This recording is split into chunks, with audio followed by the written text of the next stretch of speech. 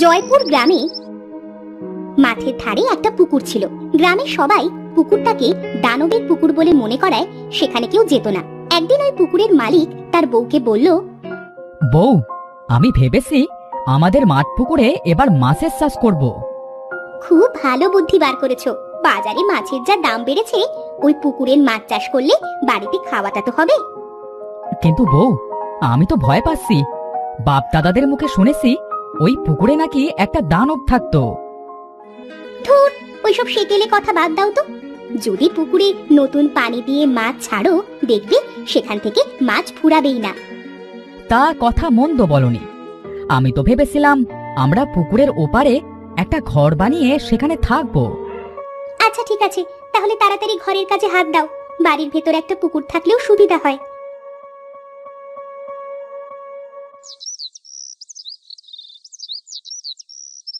রানা তার কথা মতো পুকুরের ওপরে তাদের থাকার জন্য সুন্দর করে একটা বাড়ি বানিয়ে ফেললো। রানা তার পরিবার নিয়ে সেই বাড়িতে থাকতেও শুরু করলো। তাদের মেয়ে রেনু বলল, মা, আমাদের নতুন বাড়িটা খুব সুন্দর হয়েছে, আর বাড়ির সাথে পুকুরটাও বেশ মানিয়েছে বলো। হ্যাঁ মা, কাল আমাদের পুকুরে মাছ ছাড়বো, আর কিছুদিন পরে আমরা পুকুরের মাছ খেতে পারবো। কি মজা হবে, কি মজা হবে। পরের দিন রানা তার পুকুরে মাছ ছাড়লো। পুকুরে গ্রামের অনেকে গোসল করতে আসলো। বাবা রানা, তুই এই পুকুরে যে আবার পানি দিলি, পুকুর পাড়ে ঘর বানালি, তা বলি এখানে কি থাকতে পারবি? কেন চাচিমা, থাকতে পারবো না কেন? আমাদের তো একটা বাড়ির খুব দরকার ছিল। তাছাড়া এই পুকুরটাই বা আর কতদিন এভাবে পড়ে থাকবে? করেছিস যখন সাবধানে থাকিস বাবা। শুনেছি তো পুকুরটা বেশ সুবিধার নয়। চাচিমা, তোমরা তো পাশে আসোই, আর প্রতিদিন তো পুকুরে গোসল করতে আসছো, তাহলে আর সমস্যা কোথায়? তা থাক বাবা, গোসল সেরে বাড়িতে ফিরতে হবে যে, তোর চাচা আবার খাবারের জন্য অপেক্ষা করবে।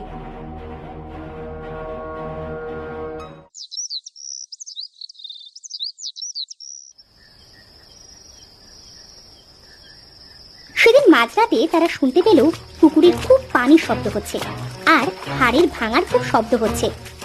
ও গো, শুনছো? পুকুরে কেন যে এত পানির শব্দ হচ্ছে বলো তো? আর তাছাড়া দেখো, মনে হচ্ছে কারো যেন হাড় চিবিয়ে খাচ্ছে। বউ, ঘুমিয়ে পড়ো তো। রাতে হওয়া কোনো শব্দে বেশি কান দিতে নেই। সেদিন রাতে তারা ঘুমিয়ে পড়ল।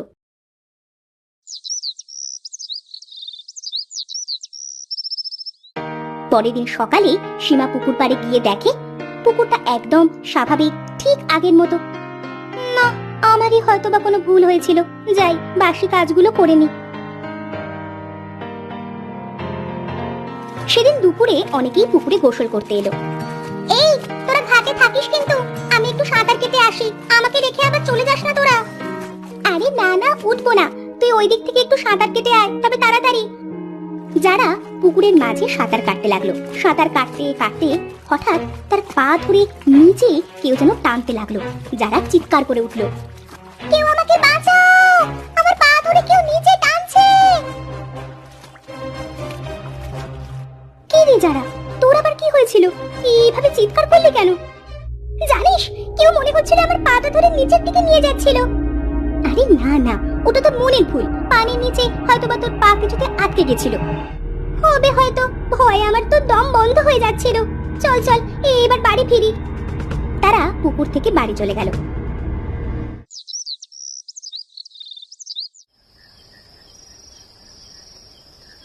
সেদিন রাতে সীমা পুকুরে আগের দিনের মতো সেই পানির আওয়াজ পাচ্ছিল, কিন্তু সেদিন সে তার চোখ বুজে পড়ে রইল।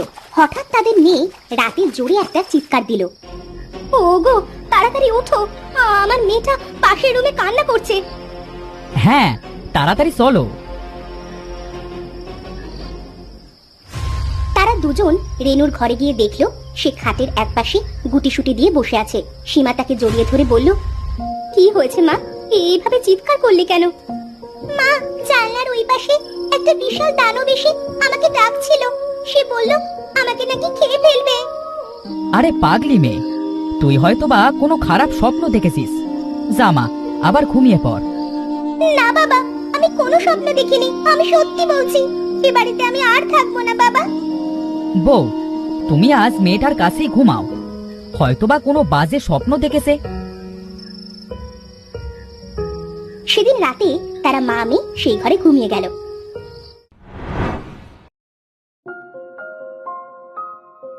বউ, অনেক দিন তো হয়ে গেল, ভাবতেছি কাল জেলে এনে পুকুরের মাছগুলা মেরে বিক্রি করে দেব। তাই ভালো হবে, এতদিনে মনে হয় পুকুরের মাছ অনেক বড় হয়ে গেছে। হ্যাঁ, তা মনে হয় গেছে। কাল বড় মাছগুলা মেরে আবার পুকুরে ছোট মাছ ছাড়বো। পরের দিন জেলে আসলো তাদের পুকুরে মাছ মারার জন্য। জেলে সারা পুকুরে জাল ফেলে কোথাও একটা মাছও পেল না। অবশেষে জেলে বলল, ভাই, তোমার পুকুরে তো দেখছি একটাও মাছ নেই। আদেও কি তুমি পুকুরে মাছ ছেড়েছিলে নাকি? জেলে ভাই, পুকুরে অনেক মাছ ছেড়েছিলাম, কিন্তু বুঝতে পারছি না পুকুর থেকে এতগুলা মাছ কোথায় গেল। তা ভাই, আমি আজ আসি, বুঝলে? এই মাছ তো আর পেলাম না, শুধু শুধু কষ্টই সার হলো। সেদিন জেলে পুকুরে একটা মাছও না পেয়ে বাড়িতে চলে গেল। পরের দিন রানা পুকুরে আবার অনেক মাছ ছাড়লো।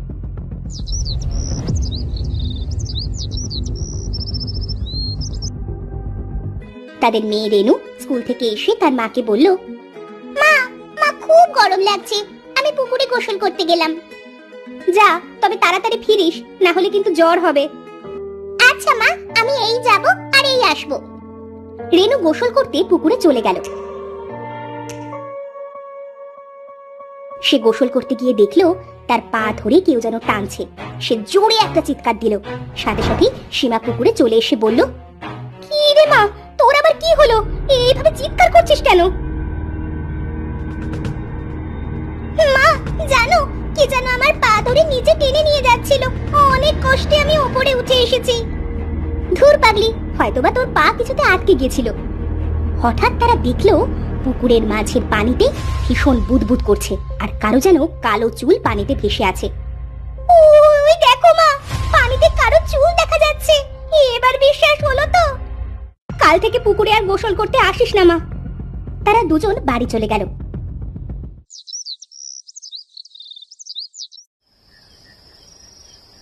সেদিন মাঝরাতে তারা আবার পুকুরে সেই পানির শব্দ পেল। রানা তার বউকে বলল, বউ, চলো তো আজ গিয়ে দেখি পানিতে এমন কিসের শব্দ হয়। যাবে? আমার কিন্তু খুব ভয় করছে। আরে আমি সাথে আসি তো, কিচ্ছু হবে না। তারা দুজন পুকুর পাড়ে গিয়ে দেখলো পানিতে ভীষণ বড় একটা দানব পুকুর থেকে মাছ ধরে খাচ্ছে। ওগো, এবার বুঝলে তো পুকুর থেকে মাছ কোথায় যায়? আমাদের পুকুর থেকে আগের মাছও এই দানবে খেয়ে শেষ করেছে। হ্যাঁ বউ, বাপ দাদাদের কথাই ঠিক ছিল, এই মাঠ পুকুরে সত্যি দানও পাস করতো। ওগো, ঘরে চলো, আমার কিন্তু খুব ভয় করছে। না জানি দানবটা শেষে আমাদের না খেয়ে ফেলে। তারা দুজন বাড়ির দিকে যাওয়ার জন্য যেই পা বাড়ালো, তখনই দানবটা তাদের বলল, এত সময় তোরা কি মন্ত্র পড়লি শুনি? ইয়ে, মানে আমরা বলছিলাম যে আমরা তো গরিব মানুষ, আর এই গরিবের পুকুরের মাছ তোমার সব খাওয়া কি উচিত হলো? তুমি বলো। দানবের আবার উচিত আর অনুচিত বলে কোনো কথা আছে? হ্যাঁ, মাছ খাবো না তো কি তোদের খেয়ে বাঁচবো আমি? না না দানব ভাই, তুমি মাছই খাও, আমাদের খেতে হবে না। আমাদের ছেড়ে দাও, আমরা এবার বাড়ি যাই, আর তুমি পেট ভরে মাছ খাও। আচ্ছা ঠিক আছে, যা, তবে একটা কথা শুনে যা, কালকের ভেতরে আমার এই মাঠ পুকুরের কাছ থেকে তোরা চলে যাবি, না হলে শেষে কিন্তু তোদের আমি খেয়ে ফেলবো। আচ্ছা আচ্ছা, ঠিক আছে, আমরা চলে যাব। এখন আমরা আসি। সেদিন রাতে তারা বাড়ি ফিরে আসলো। সীমা তার স্বামীকে বলল, ওগো, কালকের ভেতরেই আমাদের একটা তান্ত্রিকের কাছে যাওয়া উচিত, না হলে যে দানবটা আমাদেরই খেয়ে ফেলবে।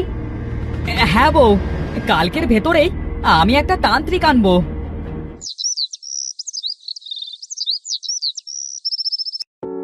পরের দিন সকাল সকাল রানা একটা তান্ত্রিকের কাছে চলে গেল। সে গিয়ে তান্ত্রিকের কাছে সব খুলে বলল।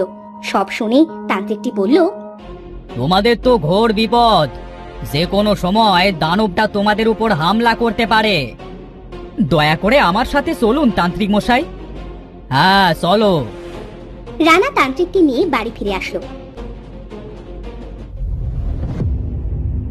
তারা সবাই তান্ত্রিকের সাথে পুকুর পাড়ে গেল। তখন তান্ত্রিকটা পুকুর পাড়ে গিয়ে মন্ত্র পড়া শুরু করলো।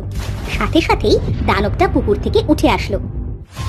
এই, কার এত বড় সাহস যে আমার উপর মন্ত্র পড়ে? আমি পড়েছি, কি করবি তুই? দাঁড়া, তোকে মজা দেখাচ্ছি।